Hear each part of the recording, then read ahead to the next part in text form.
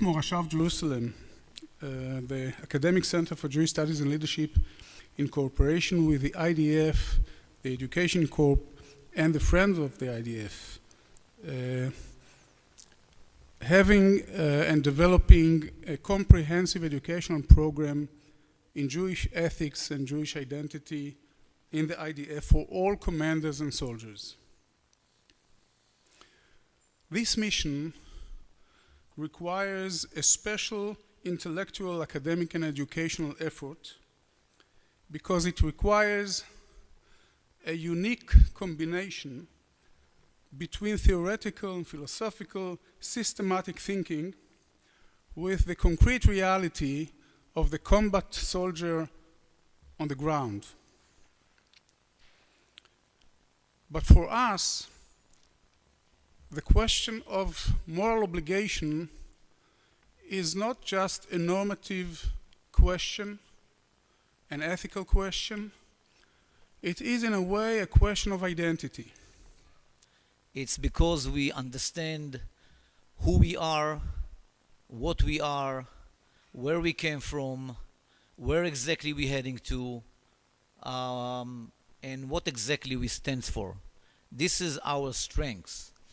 The only challenge that we have is that we don't share these ethics and norms and standards and values with our adversaries. It's not about Israel and the United States. It's about the world. What kind of world we want to leave for for the next generation.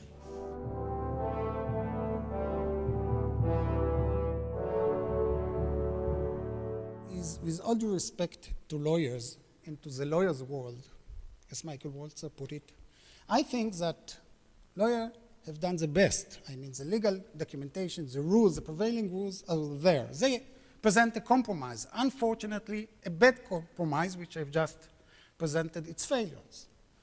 So it's now time to professional militaries, professional soldiers to step in, to moral philosophers to instruct them. I think the ethical values and norms are much more challenging than the legal rules. And I didn't have time to speak about the other segment of the distinction rule, the fact that soldier can be killed for the sake of the killing currently under the legal rules. Soldiers' blood is the cheapest commodity in the war game. There is a necessity principle under current international law, but even according to the Red Cross, it doesn't have any actual meaning whatsoever. Because at the end of the day, what might be challenge militaries, and I mean militaries of Western democratic liberal states, is introducing more and more ethical values to the war zone. Unlike in states where, again, in some measure, citizens can be held to account for the actions of its government, with non-state actors, there's no there there. When there is not the anthropological group, which of course is there, but there is no normative group. Guerrilla groups are not properly constituted to personate or represent or speak for the people they say they are fighting on behalf of. And so we encounter individual non-threatening civilians as we encounter individuals in a state of nature. Our obligations are to them directly, not through any entity that speaks for them.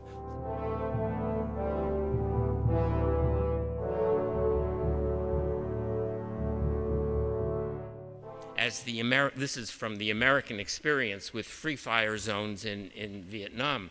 We learned that many civilians don't leave, even after repeated warnings.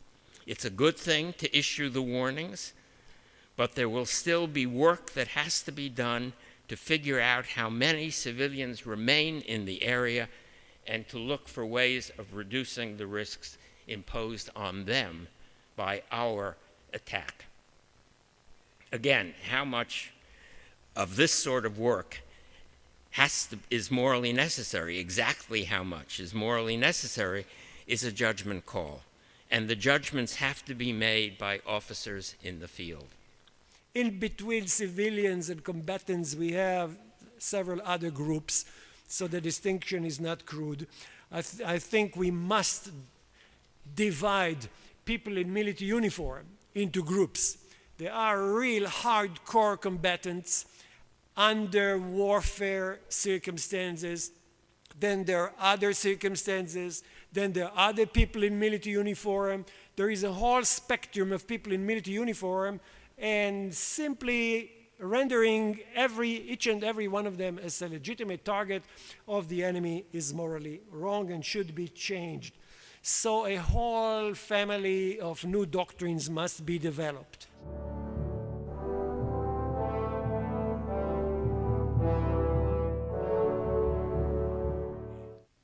Soldiers must deeply understand the Israeli democracy in order to be determined in the battlefield when they charge, if they are combat soldiers, or to accomplish any other mission if they are combat supportant soldiers or others.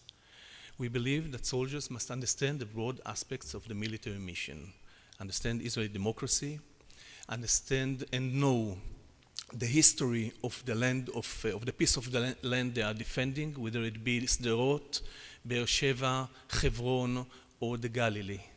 So we teach them democracy, we teach them the Israeli history, we teach them a history of Jewish people in order for them to understand the right of a Jewish state to exist, including, if you'd like, the dark chapter of the Holocaust. Warfare has changed. You know, the actions of a young private or a young corporal on a checkpoint can have strategic implications based on the speed of communication.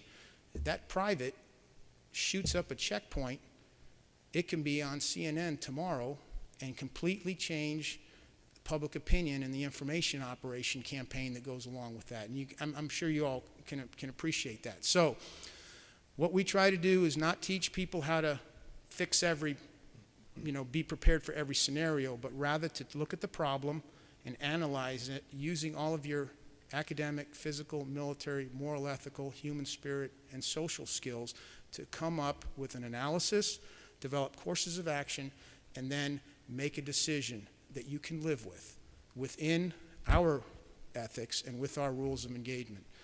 It's not easy, but it's, in my opinion, the most important thing we do at West Point. It's about character. There's a saying that it takes a whole village to raise a child, and I think it takes a whole nation as well to raise an army. The army does not live in a vacuum. The army is influenced too by what's going on in the civilian society. So it's a two-way street.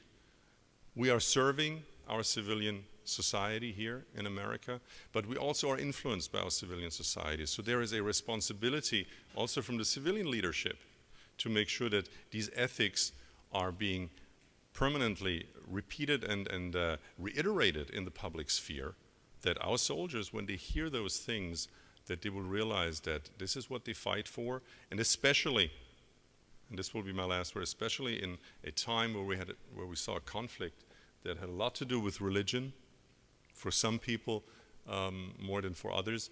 I think the chaplaincy has a very important role in the U.S. Army to make sure that this does not spill over. We have at the U.S. Army Chaplain Center and School now for a number of years always tried to have at least a Jewish chaplain at the faculty and a Muslim chaplain to teach those incoming chaplains what it is all about. And there is a hope that all of our faiths can somehow contribute to more understanding.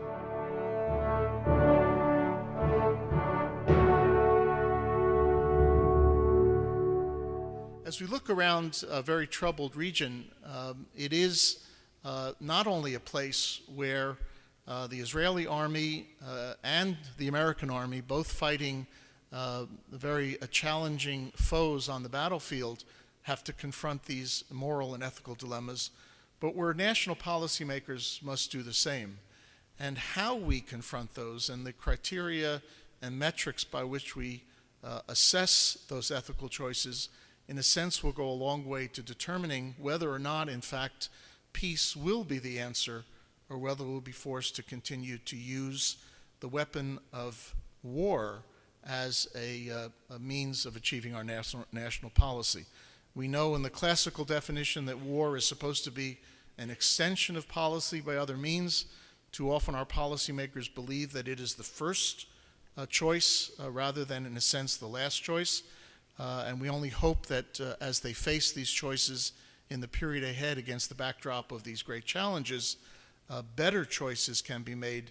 We do support, obviously, every freedom movement in the Middle East and every pro-democracy force that exists throughout the hemisphere.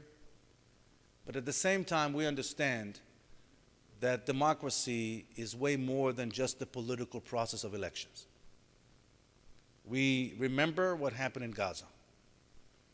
In Gaza, we indirectly enabled a terrorist organization, Hamas, to exploit the democratic process in order to take over Gaza. And today, Gaza, I don't have to tell you, is not being governed or managed democratically.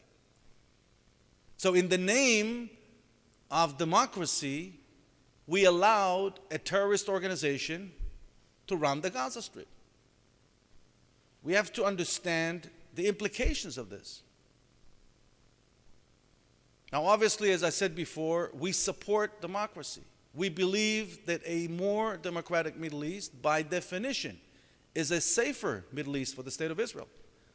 But at the same time, we say our job is to be alert, to monitor the situation very closely, and to make sure that we're prepared for all eventualities.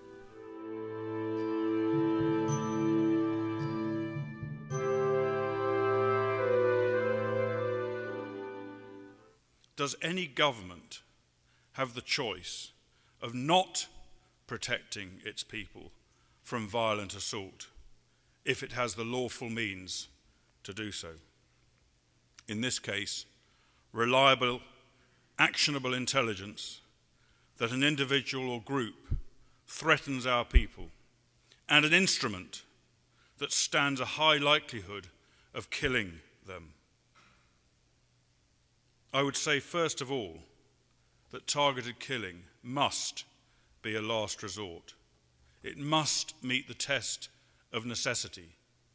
Capturing terrorist suspects, either by indigenous forces or by a special forces cross-border operation, would be a preferable choice if either of those two were a possibility. But terrorist choices of territory from which to conduct operations will naturally reduce such options. Uncomfortable though it sometimes may be, it is incumbent on Western democracies that use targeted killings to be as open and transparent as they can be, and to assert their cause powerfully and publicly. I think the practice of targeted killing is justified. Not only that it's justified, morally speaking, is much better than any other alternatives given that war. Because the other alternative is a conquest of all countries. It's a widespread war that brings greater death. If, by the way, I think Ishai Ber, in that respect, I agree with Ishai's comments before. I think, for example, if the Syrian conflict can be ended by a targeted killing of Bashar al-Assad, it will be much better, morally speaking, than landing with all of NATO forces in Syria, causing immense civilian death from these operations. It's the same with Saddam in Iraq. So actually, there is something morally preferable about targeted killing.